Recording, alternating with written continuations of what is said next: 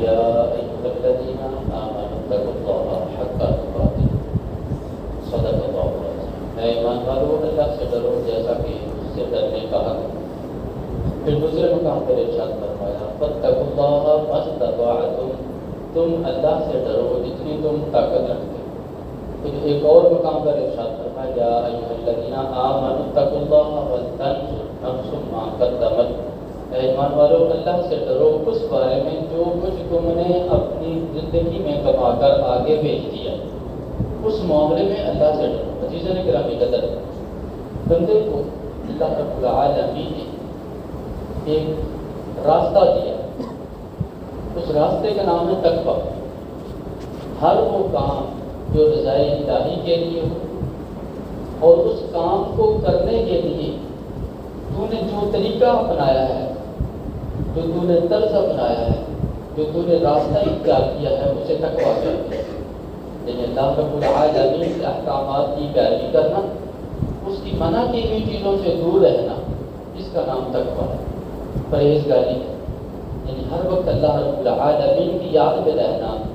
اگرچہ تو اپنا دنیا داری کا کام کرتا ہے لیکن وہ تیرا دنیا داری کا کام کرنا تیرے رب کی رضا کے لیے ہو تو اس کے اوپر بھی اللہ رب العالمین ثواب عطا فرماتا ہے۔ جب نماز کا وقت آ جائے نماز ادا کر، جب زندگی کے کاروبار کا وقت ہو تو اپنا کاروبار کر، لیکن اس کو جائز طریقے سے کر تو اللہ رب العالمین اس کو بھی تیرے نامہ یا اعمال میں لکھ دیتا ہے۔ یعنی ہر وہ عمل تو اپنے بھائی کی عیادت کے لیے جا، لیکن اس نظریے سے جا کہ میرا رب راضی ہو جائے،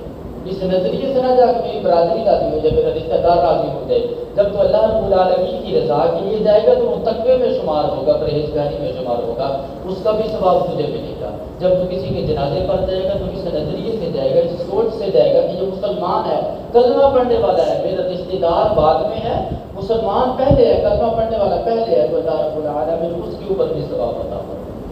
اگر بندہ اس طریقے سے جائے کہ یہ قرآن رشتہ دار ہے، قرآن کریم کا ہے، قرآن کریم کا ہے، ہو سکتا ہے کل قیامت والے دن کو جو حدیث پاک ہے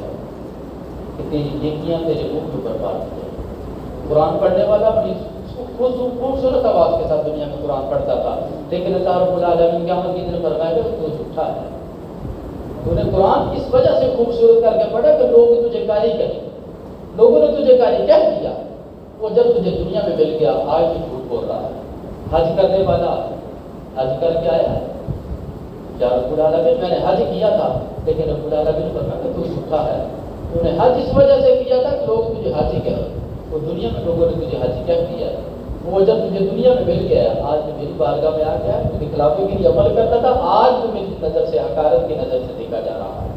وہ جو صدقہ و خیرات کرنے والا تھا،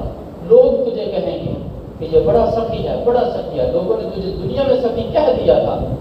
آج تو جھوٹا ہے میرے سامنے۔ وہ عمل تجھے تو نے دنیا میں دو لوگوں کے دکھلاوے کے لیے کیا تھا، اس کا اجر تمہیں دنیا میں مل گیا ہے، آج میری نظر میں تو اچھا نہیں ہے۔ اس وجہ سے اللہ رب العالمین نے زندگی دی ہے